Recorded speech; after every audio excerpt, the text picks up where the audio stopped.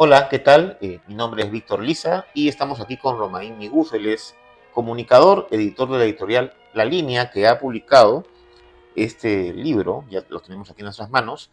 El libro se llama Citas y discursos de Juan Velasco Alvarado, la Revolución Nacional Peruana. Es un libro que compila varios discursos que hizo el general Velasco mientras fue presidente de la República. Romain, ¿cómo estás? Bienvenido a Mirada Popular. ¿Cómo estás, Víctor? Gracias por la invitación. Bueno, gracias a todos los que nos están viendo. Cuéntanos un poco cómo surgió la idea de publicar este libro, de editar este libro sobre los discursos de Velasco. Bueno, primero porque creo que el gobierno revolucionario de las Fuerzas Armadas es un momento de la historia peruana, diría yo, una paréntesis democratizadora, a pesar de haber sido un gobierno militar y que todavía genera polémica, ¿no?, en el Perú. Pero en su momento era muy visto, muy estudiado y por muchos de los países latinoamericanos, por muchos líderes. Pienso, por ejemplo, en Omar Torrijos, de Panamá, y también por el comandante Hugo Chávez, de Venezuela, que vino aquí siendo cadete por los 150 años de la batalla de Ayacucho, y fue muy impactado por el gobierno revolucionario de las Fuerzas Armadas. Tuvo la oportunidad de encontrarse con Juan Velasco Alvarado, que le ofreció un pequeño libro azul, que era una compilación de citas desde 1968 a 1972.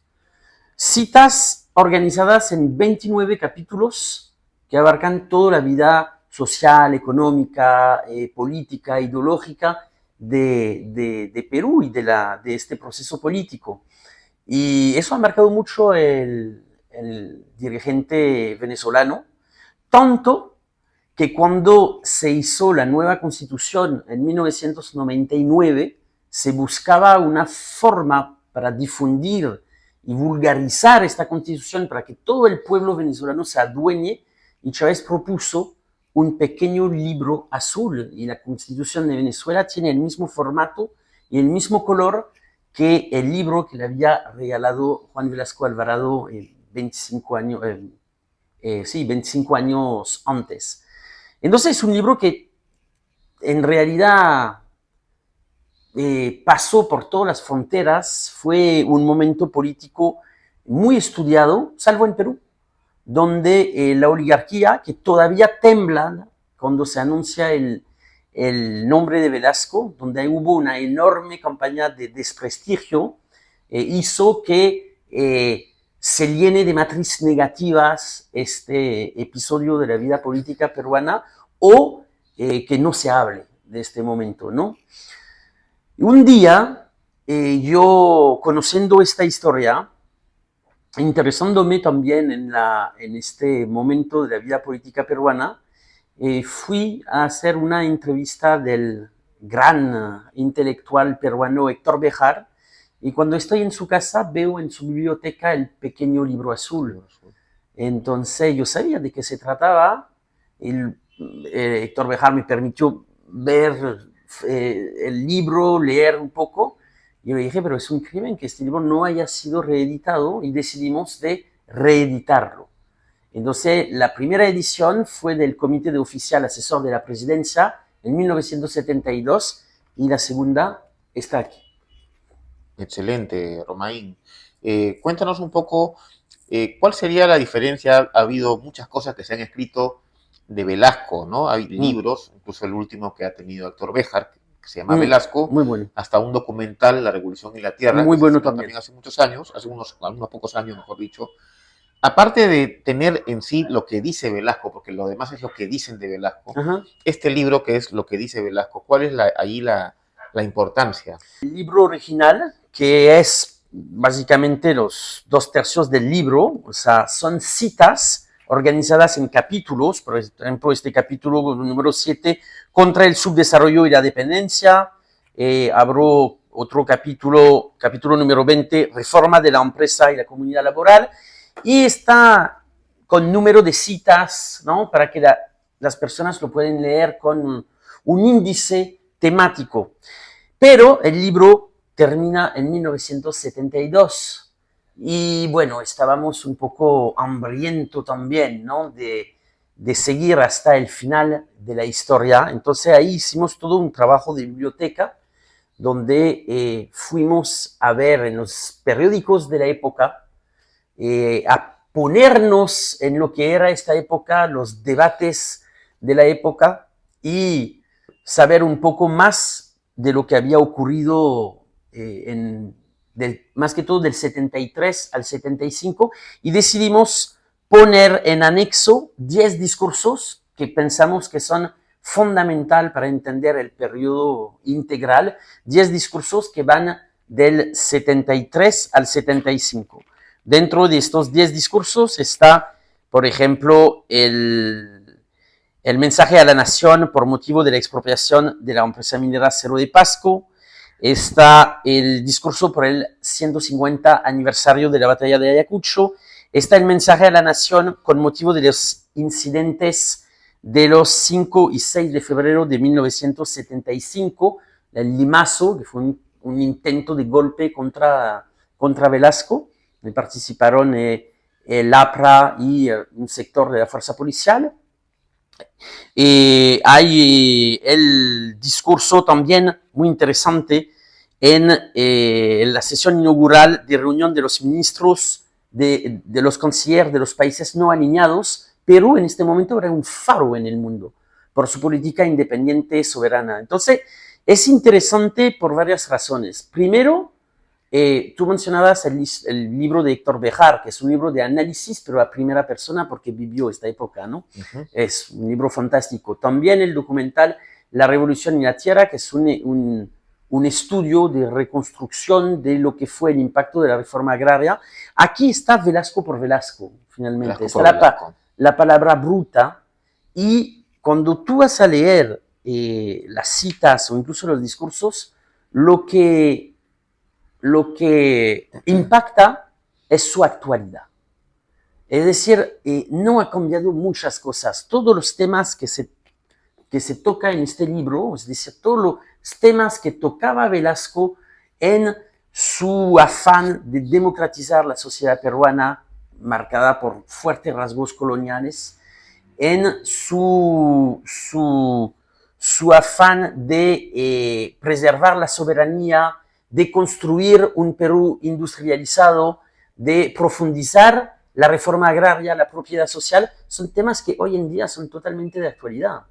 Incluso en política exterior, cuando uno lee, y es un poco triste la verdad, cuando uno lee la declaración de Ayacucho que se firmó entre los países bolivarianos, entre todos los países bolivarianos que estuvieron presentes en este momento, o sea, estaba el presidente de Venezuela, Carlos Andrés Pérez, el presidente de Panamá, Torrijos, estaban también, si no me equivoco, jefe de Estado, jefe de gobierno de Ecuador, de Bolivia, de Argentina también, y incluso Pinochet mandó a su canciller a asistir, ¿no? O sea que me parece interesante porque había una unión de facto con un ideal bolivariano alrededor de la conmemoración de los 150 años de la batalla de Ayacucho. Y los temas que se tratan, que aquí están resumidos en el discurso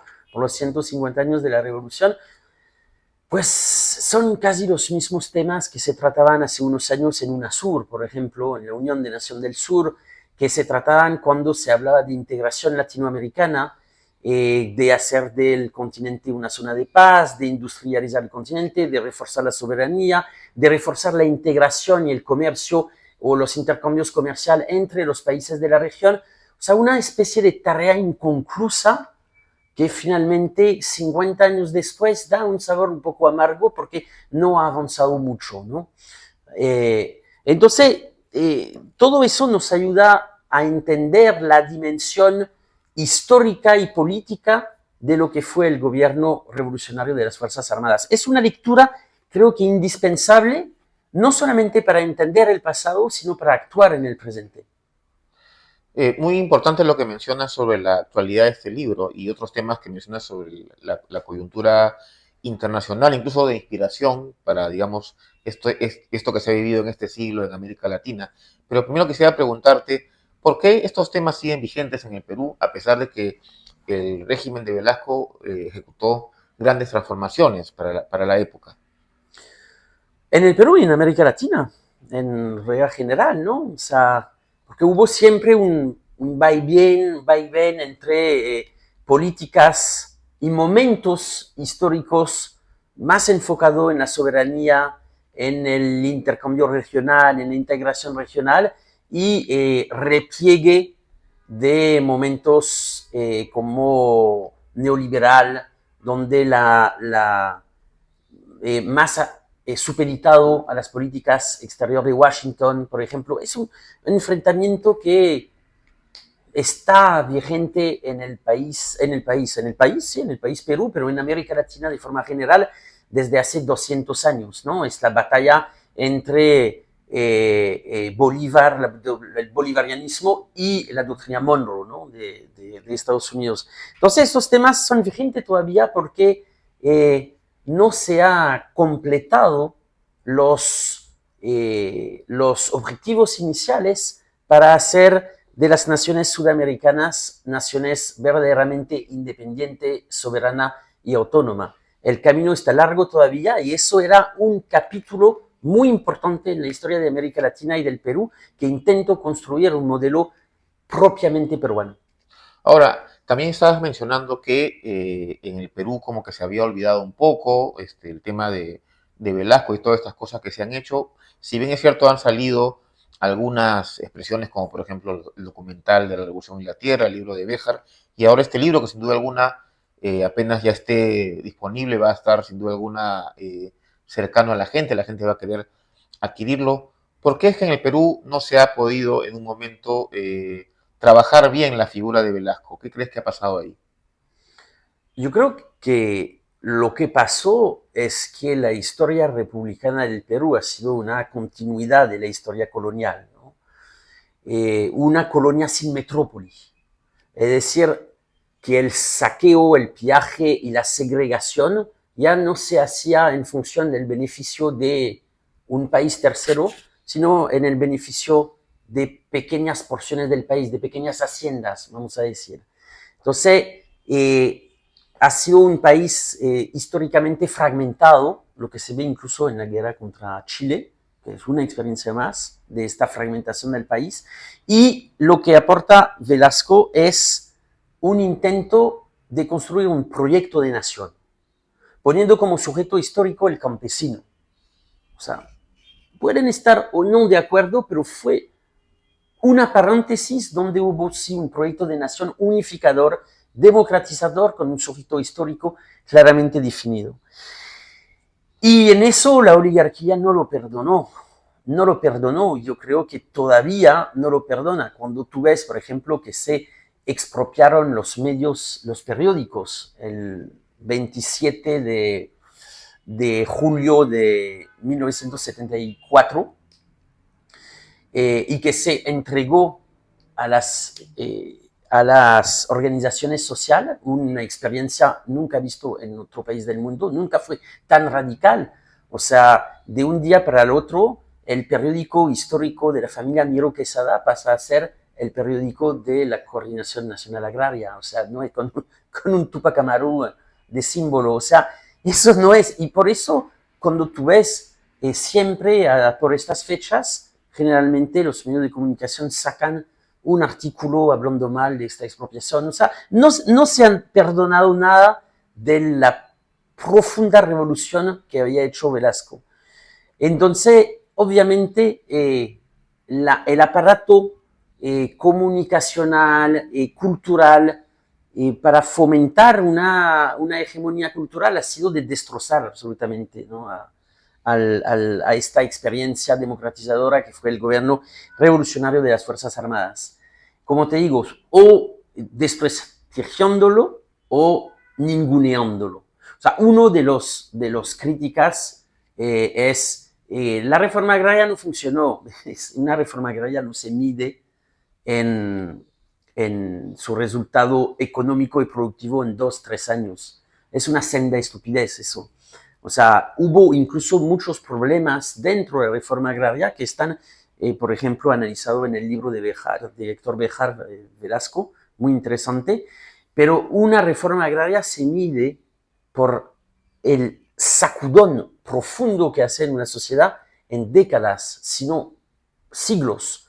Un ejemplo, la reforma agraria que se hizo en Inglaterra en el siglo XVI, con el cercamiento de los terrenos comunales y que Marx considera que es el acto de nacimiento del capitalismo moderno. Es decir, de una reforma agraria que se hizo en el siglo XVI, se empezó a ver los resultados en el siglo XIX, 3 siglos después, ¿no? Que es la revolución industrial directamente. Entonces, obviamente, en este momento estamos apenas viendo las consecuencias de la reforma agraria en el Perú, con los hijos y los nietos de la reforma agraria, que son precisamente los que aspiran a un cambio profundo de las estructuras todavía coloniales en el país. Para ir rápido, son la gente que votaron por Pedro Castillo o que se levantaron durante el estallido de 2022. Los hijos y los nietos de la reforma agraria que lograron emanciparse del trabajo del campo y decidir, gracias a esta reforma, decidir poder hacer otra cosa, muchos de los nietos siendo profesional el día de hoy, pero se le niega todavía el acceso a una ciudadanía plena. O sea, los problemas que ya existían en el 1960 y que se aportó una respuesta con el gobierno de la revolucionario de las Fuerzas Armadas, tienen una consecuencia 50 años después. La historia no está terminada y para entenderla mejor hay que volver a Velasco. Hay que volver a Velasco, efectivamente. Justamente mencionabas a la gente que fue beneficiada por la reforma agraria en el sentido de que pudieron por fin entrar. Muchos lo ven como un fracaso, que lo quieren pintar así, pero entraron a la dinámica económica del país, porque al final pudieron comprar, vender y de pronto sus hijos pudieron matricularse en un colegio, en una universidad. ¿Crees que a partir de eso ha habido una especie de continuidad y que hay una memoria histórica, precisamente a pesar de todas las campañas que se han hecho de parte de los grandes medios de comunicación? Yo vi hace un año o dos una encuesta donde pedían a los peruanos quién había sido el mejor presidente de los últimos años o décadas, y el que salía ganando era Juan Velasco Alvarado. Así que con todos los intentos para tapar este periodo cortísimo de apenas 7 años, sigue siendo una de las personas que más conocen y más admiran finalmente los peruanos. ¿Por qué? Porque ha sido uno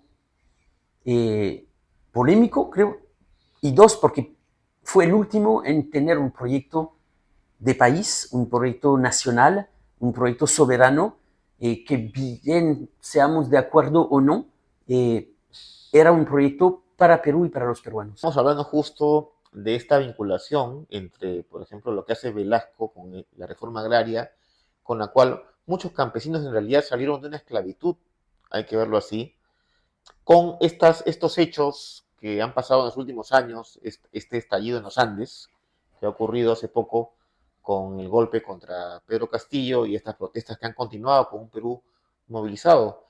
Me gustaría un poco que nos expliques, desarrolles un poco esta idea, esta vinculación. Pues, como bien lo dijiste, ¿no? Hasta el 69 había unos 35% de los peruanos que eran siervos y que por su condición no podían salir del encadenamiento al campo. Al producirse la reforma agraria, a liberarse estos campesinos, a darles unas salidas en forma de propiedad, en acompañamiento técnico, en educación técnica. Poco importa finalmente el resultado inmediato que dio, porque hubo miles de de problemas, ¿no? Como te decía, o sea, uno sale de la servidumbre a ser una cooperativa o su propio dueño, obviamente que va a haber problemas inmediatos al nivel de producción, ¿no? Pero más allá de eso, creo que hubo una especie de liberación cultural y sobre todo la posibilidad para uno de los hijos, con la pluralidad que daba la tierra, que uno de los hijos o hijas pueda hacer otra cosa que dedicarse al trabajo del campo. Es el caso, por ejemplo, del profesor Castillo, ¿no? O sea, que no fue solamente un campesino, sino que pudo dedicarse al oficio de maestro y, bueno, después hacer la carrera sindical y política que conocemos.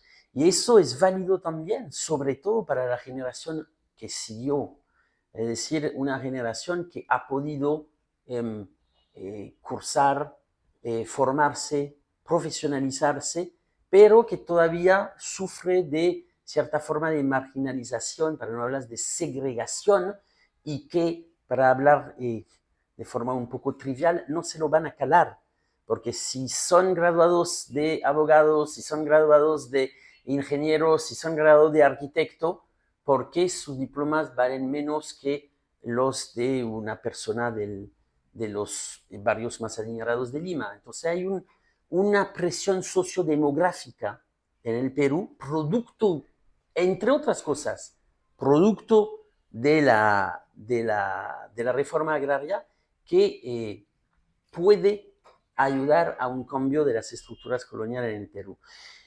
Y por eso te digo, hay muchas cosas que son interesantes para volver a estudiar y debatir sobre este gobierno, sobre las palabras que nos ha legado Juan Velasco Alvarado. Aprovecho para recordar que eso es un libro de 400 páginas que vendemos humildemente a 50 soles para que se difunden de la forma más amplia posible.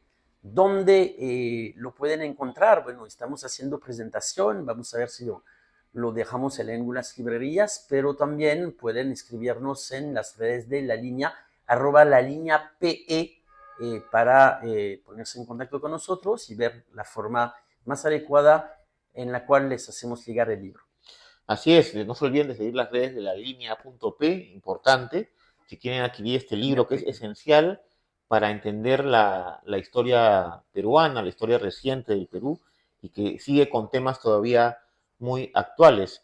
Ahora, justamente sobre esto último que estábamos conversando, Romain, de esto que está moviéndose todavía, que está en movilización, por más que algunos académicos intenten decir ahora que por qué no marchan, que esto, que el otro, que lo dicen ahora, ¿no? No cuando recién comenzó todo esto. ¿Crees que todo este movimiento se puede derivar en algo popular, un movimiento que de repente pueda cambiar en unos años la historia del Perú?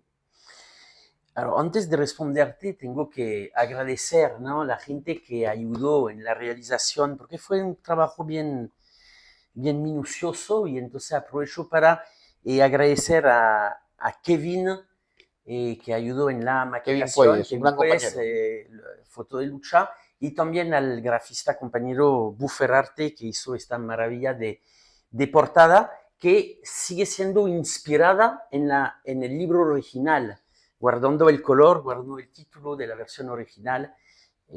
Podemos poner una foto de la versión original para que vean un poco la evolución con el tiempo. Y bueno, para volver a tu pregunta, yo creo que yo visualizo, ¿no?, ahí como investigador, periodista, especializado en América Latina, pero aquí obviamente en el Perú, veo tres hechos, puntos que aportan una presión, como te digo, sociodemográfica, que hace que las estructuras actuales del Perú van a tener que cambiar. La primera es la reforma agraria, ya me acabo de mencionar. La segunda es las consecuencias del neoliberalismo impuesto durante la década de los 90 y que permitió a todo un sector informal amasar, capitalizar, sin tener por por eso una diría, justificación social de sus ingresos. Me explico, la gente que empezó con haciendo taxi en los 90, que sus ganancias la ponían en otro carro, ponían a su primo, etcétera, y que hoy en día, con la acumulación generada, tienen una compañía de transporte, pero en el sector informal. O a nivel de comercio informal también, a nivel del campesinado. O sea, todo es una parte de la población peruana, sobre todo en provincia, que finalmente podrían aspirar a formar parte de la pequeña burguesía peruana, pero que les están negando todavía la entrada, que no están reconocidos como ciudadanos como tal, como peruanos como tal, y que por eso tienen todavía su conciencia de clase con el pueblo más humilde, teniendo mucho más capacidad de dinero, incluso algunos teniendo pequeños medios de producción. Podemos poner Gámara, la gente de Gámara en eso. Y entonces aquí tienes como un rugido, ¿no? Que no necesariamente, de hecho, es un rugido revolucionario o socialista, no, es un rugido de lucha contra una segregación o un apartheid de facto.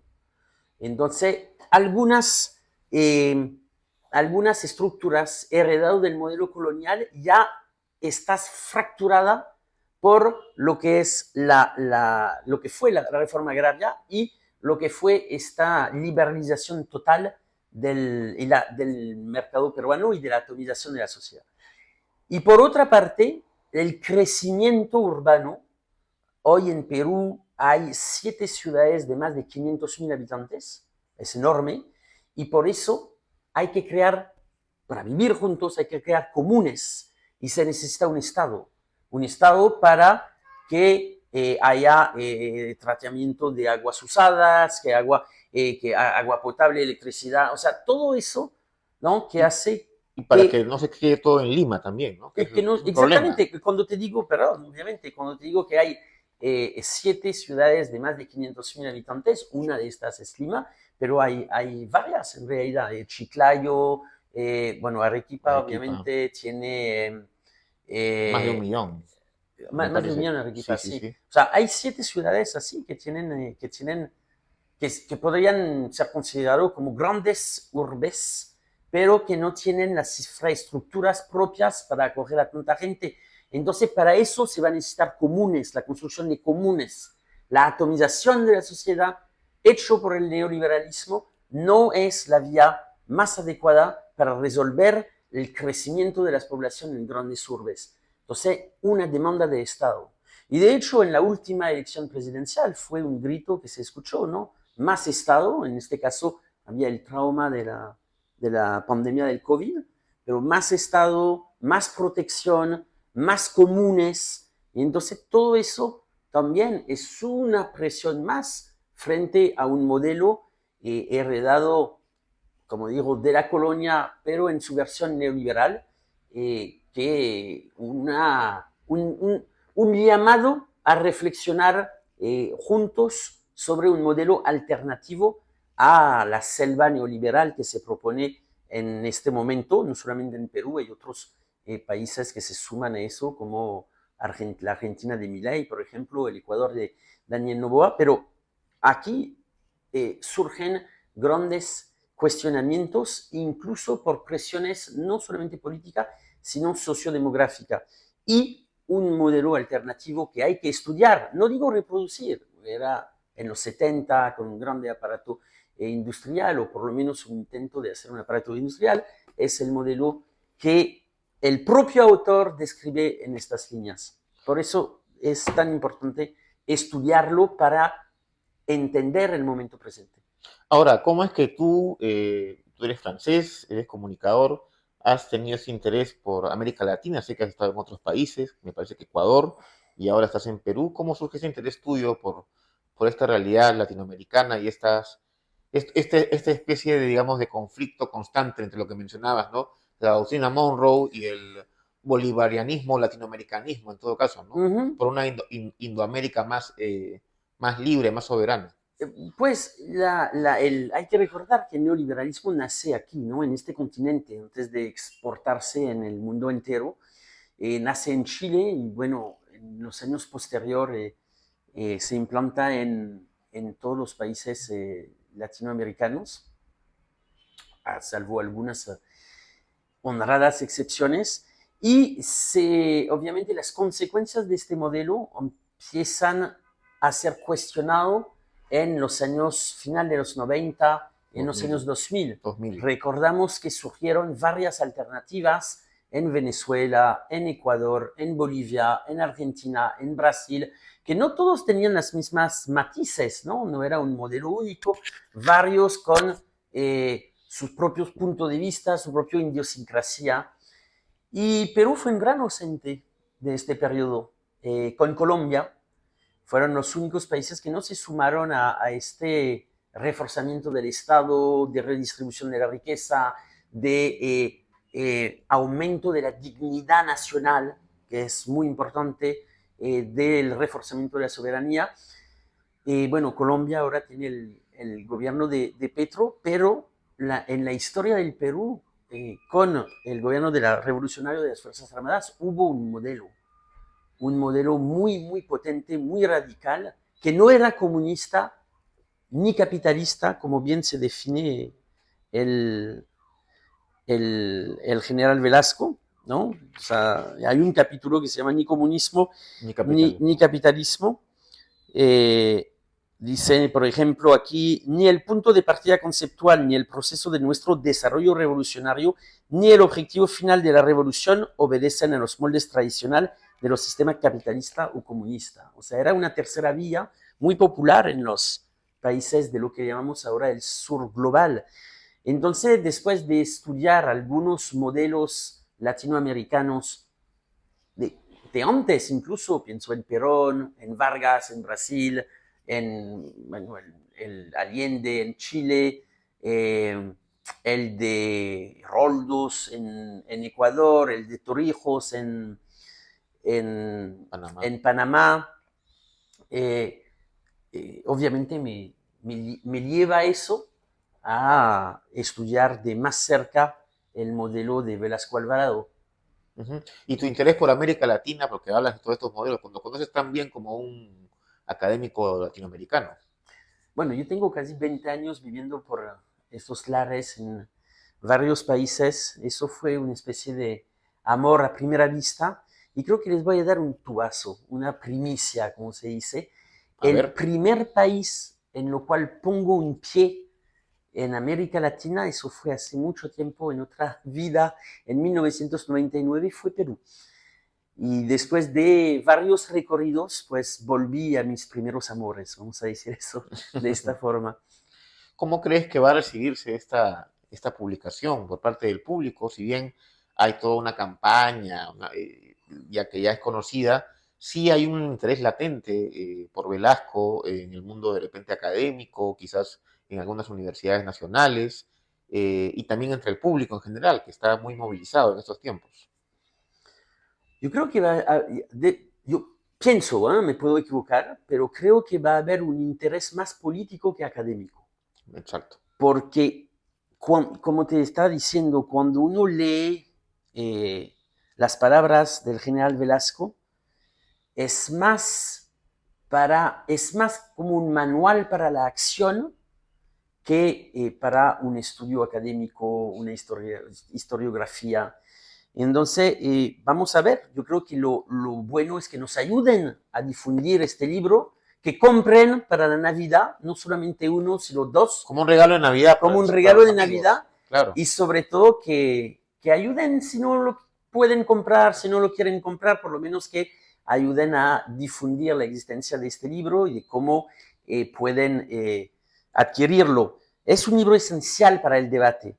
Incluso ofrécenlo a su tío anti-Velasco porque va a incentivar los debates en la mesa de Navidad. Y por último, ¿crees que va a haber ahí una especie de, como te decía, manual político que, digamos, genere de pronto y digamos, en este contexto de efervescencia, como una especie de manual político, guía política para el futuro, pese a que son circunstancias, digamos, de hace 50 años. Sí, obviamente no es una, aunque se pensó así el libro, o sea, no la primera edición, ¿no? Como una especie de Biblia, pero no es un programa de gobierno, no es para aplicar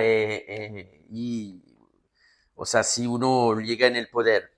Yo reitero, es sobre todo para inspirarse, Inspiración. inspiración y debatir. Hay cosas que quizás algunas cosas no veo, pero para algunas personas que pueden pasarse de moda, pero entonces profundícenla. Una cosa que no está en el libro, porque es un libro de Velasco por Velasco, pero cuando hicimos esta investigación en la biblioteca, una de las cosas que nos impactó mucho era la efervencia intelectual en función de lo que estaba ocurriendo en el país. O sea, en los medios de comunicación se debatía muchísimo. O sea, de a favor, en contra, incluso dentro del propio campo velasquista había grandes debates sobre las medidas del gobierno, lo que no funcionaba bien. Entonces se dice que era una dictadura, yo no lo veo así, era un momento de grande esfuerzo democratizador. Incluso hay muchas cosas que no se hace, pero no se recuerda, pero creo que eso sería para otra investigación, ¿no? Pero, por ejemplo, hubo todo un debate acerca de una asamblea constituyente. Incluso cuando se toma el poder, el 3 de octubre de 1968, los militares proponen incluso hacer una asamblea constituyente y reformar la Carta Magna por este camino. Incluso son los civiles que blindaron y que dijeron que no. O sea, o sea, incluso estos temas ya estaban vigentes en aquel momento histórico. De hecho, también una de las conquistas del gobierno de las Fuerzas Armadas fue la Constitución del 79. Es un producto de los grandes cambios que ocurrieron unos años antes. Que digamos que se pusieron ya en el papel, que estaban, digamos, en la práctica ya ejecutándose, pero se pusieron en un papel como para que quede en ese que momento. el país había cambiado tanto con este terremoto político que las leyes máximas, la Carta Magna debía adecuarse a las nuevas realidades. Así es. Por último, sobre Velasco, este personaje, ¿cuánto crees que también ha influenciado en América Latina? Porque tú señalabas, por ejemplo, que muchas de las cosas que están en el libro, que será bueno que lo podamos leer, han podido estar plasmadas en algunos gobiernos. Hablabas de Chávez, y cómo se dio ese proceso.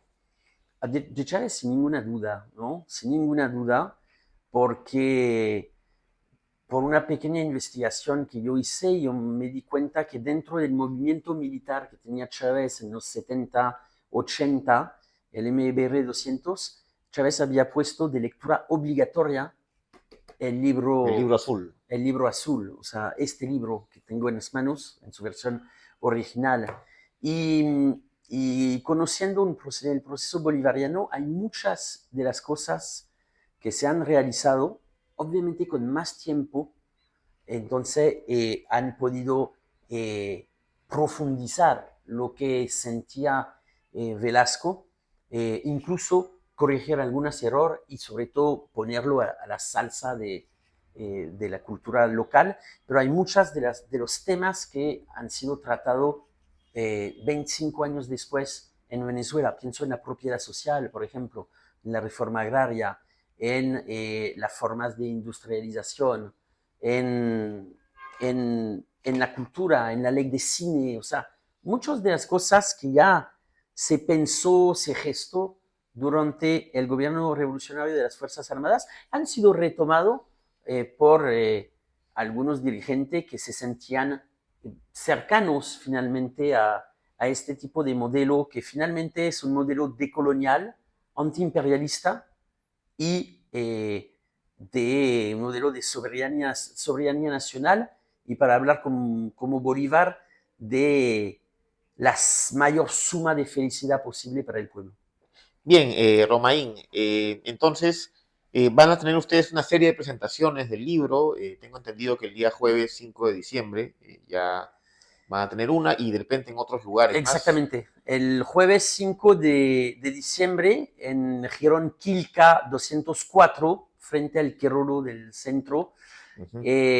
vamos a hacer una presentación. Estará Héctor Béjar presentando con nosotros el libro y un dirigente también de la CNA, normalmente confirmado.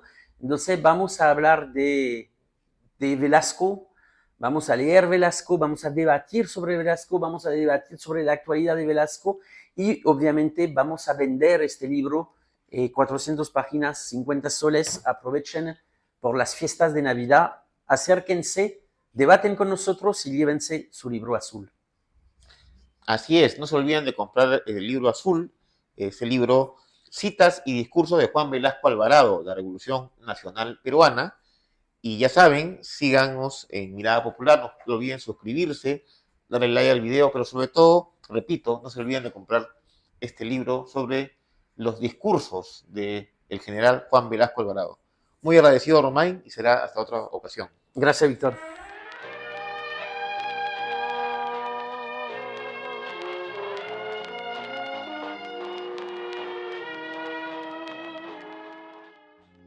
Yeah.